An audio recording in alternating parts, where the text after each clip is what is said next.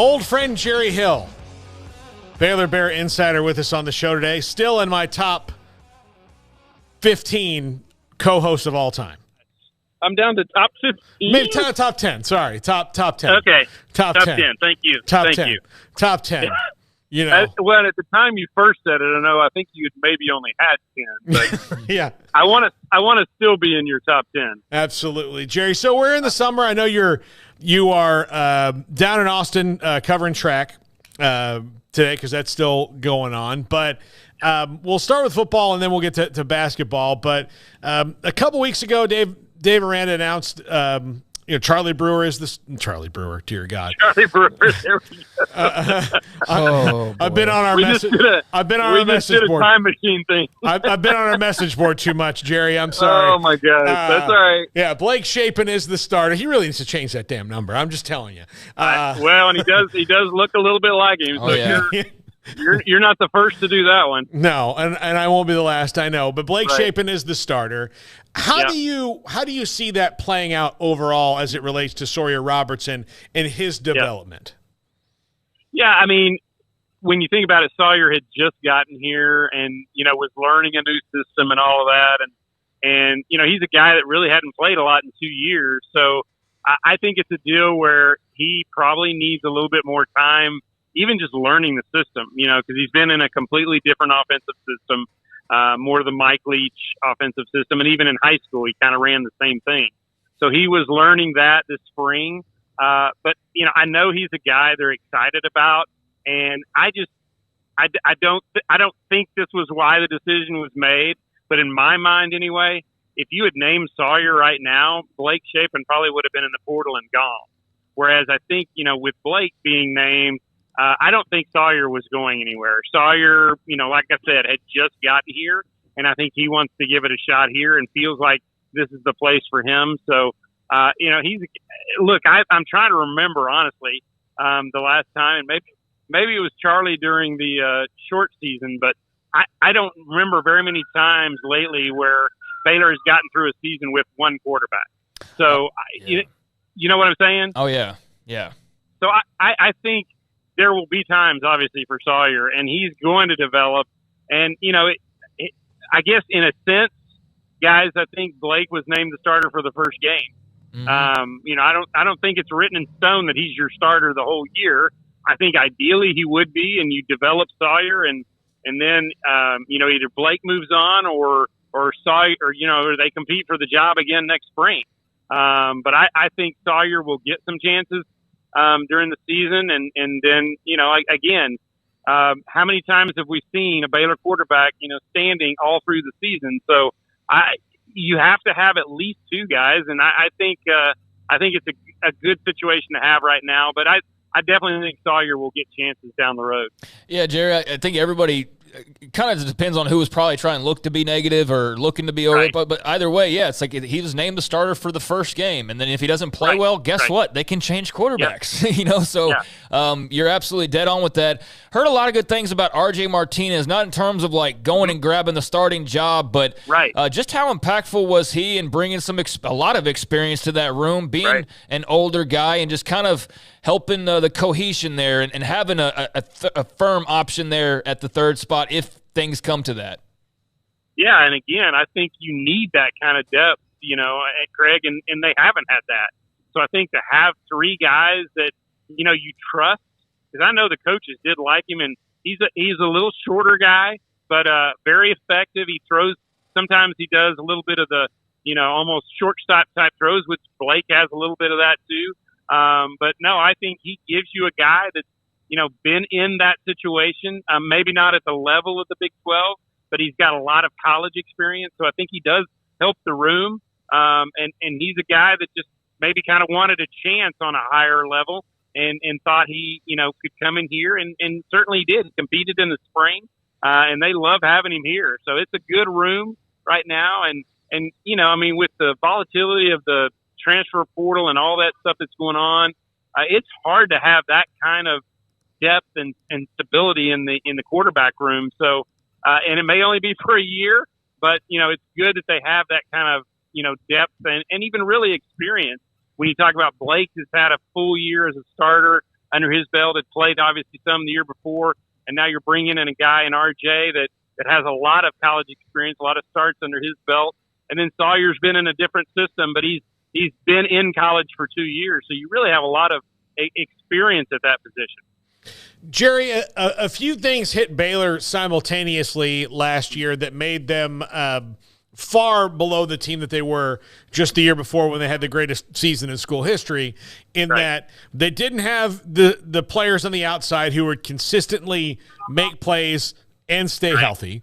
And then the defense, which everybody thought was going to at least stay somewhat around status quo, could not overcome losing a guy like Jalen Petrie alone, not to mention the other guys that they lost. What makes you feel better about the direction of those two particular things this year? Well, I think Keytron Jackson helps you at the outside position, and then just the development of some of those younger guys, the sophomores in that class, Hal Presley, Monterey Baldwin, all those guys. I think you have a lot more depth and competition at those spots. This past year, you didn't even really have competition at the spots, and just nobody really stepped up to be the guy. So, I think that'll help a lot. Even bringing in some of the guys that they did with this last class, I think they'll be in a lot better shape at the wide receiver position. I know they're really counting on Keytron, the Arkansas transfer, to kind of step into those shoes. And just from what I saw in spring and stuff, he's a guy that can go deep and go get it. So, again, like you said, that was something they missed last year with Taekwon gone and all the other guys gone for that matter. So I think that's a huge help on that side. And then on the defensive side, you added some transfers that really kind of help you at each level. So I think that helps. Mike White, the Liberty transfer, he really stepped in there, and I think he's going to be a guy that's going to make a difference at linebacker. And then they had the transfer from Miami, Isaiah Dunn, at cornerback. So, I think that helps. And then you've just got another year for some of those younger guys that, maybe didn't come through like you hoped last time, but they're going to be in better shape to do that this year. I think that's still kind of the question mark, particularly in the secondary, because you don't really have certainly the proven guys there that you did maybe a couple of years ago. So that to me is the biggest question going in to the fall is, do they have the depth that they need there? And even the starters, do they have the guys in place for that secondary? Jerry, Matthew Powledge, we got a little bit of a glimpse into him, our little media windows. You get a bit more time out there, and, I guess I could see it a little bit just in terms of seeing a guy going through warm-up lines and yelling and coaching a little bit here and there. But was it noticeable, a little bit of an uptick in that energy, just kind of overall with the team throughout spring for the parts that you were able to – I mean, obviously you got to see pretty much all of it, but was that as notable as maybe it was talked about in media sessions? Yeah, and I think, in talking to the players too, you heard it from them. You heard about the energy and certainly from Matt Powledge, but even other guys, even other guys in the coaching staff. But yeah, no, I think you could definitely see it. And I think, in my mind, Craig, I think they're going to be a lot more aggressive maybe. I think Ron's defense was maybe a little more passive. I think Matt Powledge is going to go after people. So I think that's a change that you'll see a little bit with his defense. And like you said, just the energy that he brings, I think the players feed off of that. They see that, they feel that from him, and again, some of the other coaches. So I think all of that will pay into that defense being better this year. Jerry, did you? I mean, you're around the team a little bit more, obviously working inside and covering them. Did you sense the tension and things that Dave Aranda has talked about after the season was over about just there wasn't a cohesiveness during the season, but especially kind of getting into details on it afterwards.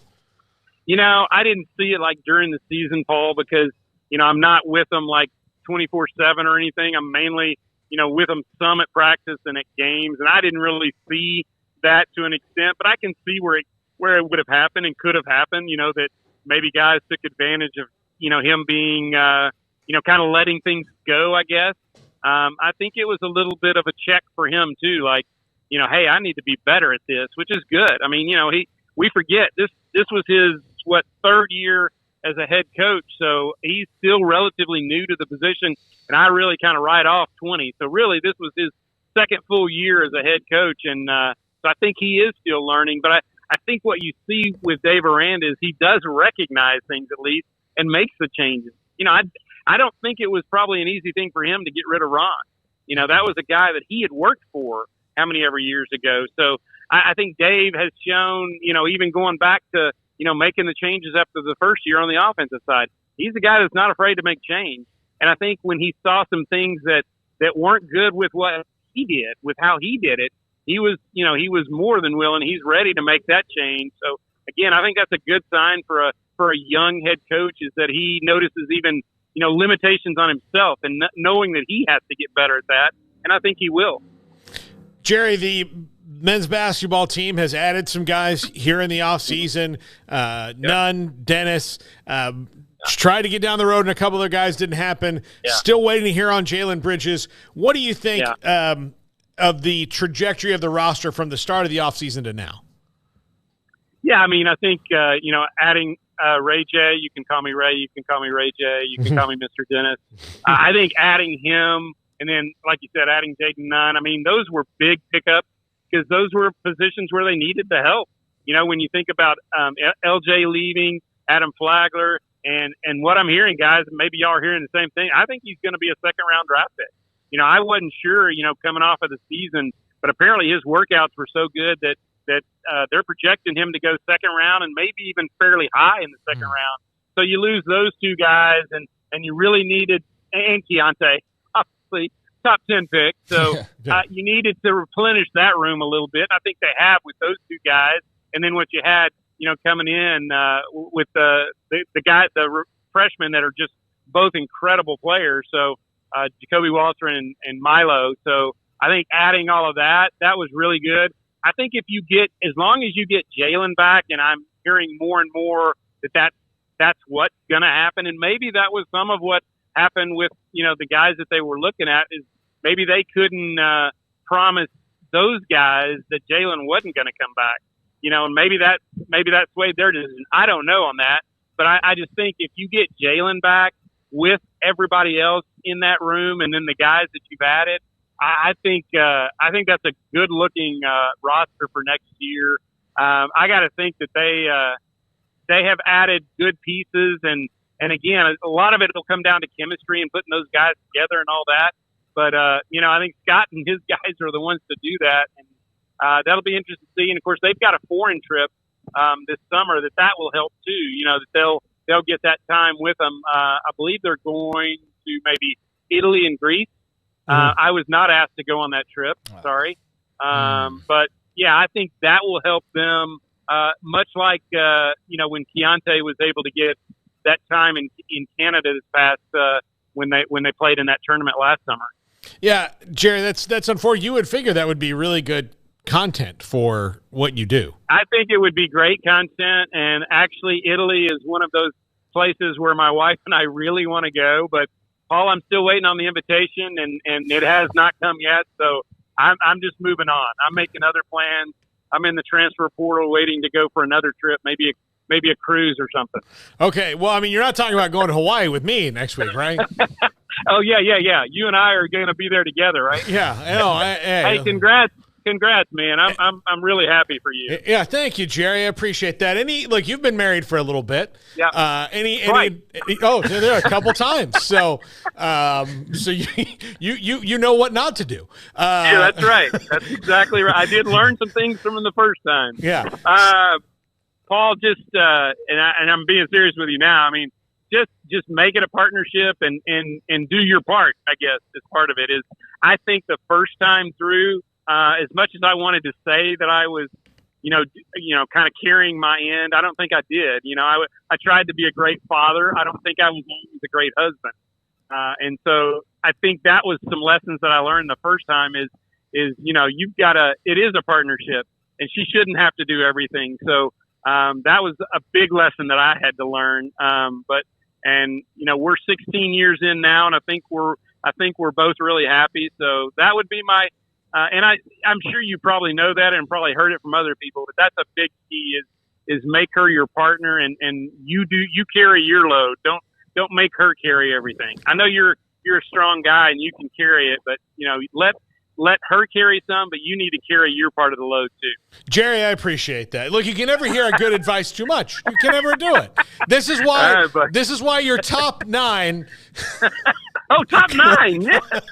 Top 9 co-hosts of all time for oh sure. My God. Top 9. The rankings change week to week, like college football. Depends on who wins games. That's all. How they perform. I just don't want to get out of the top 10. Yeah, I mean, I'm happy with 9. I'm happy with 10. Just keep me in that top 10, and I'll be happy. Yeah. That's great. Well, Jerry, have fun down in Austin. I'll talk to you soon, buddy. Thanks for hopping on. Thanks. Appreciate it. It's Jerry Hill of the Baylor Bear Insider. That was fantastic.